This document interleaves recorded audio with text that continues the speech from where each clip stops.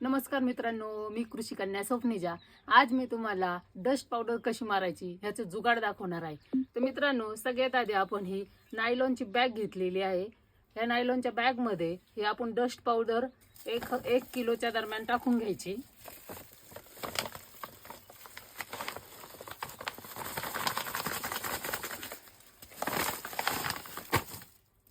त्यानंतर आपण ही एक काठी, ही बांबूची काठी आहे आणि ही पिशवी ह्याला पूर्णपणे अशी पॅक बांधून घ्यायची आहे।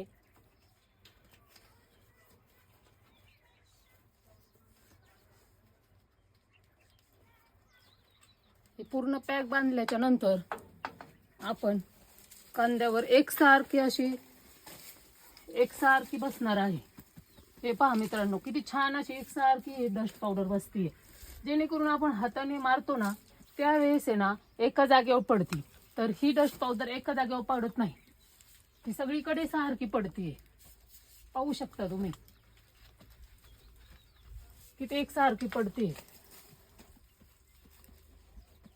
तर मित्रांनो, अशीच माहिती आवडल्यावर लाईक करा, सबस्क्राईब करायला विसरू नका। धन्यवाद।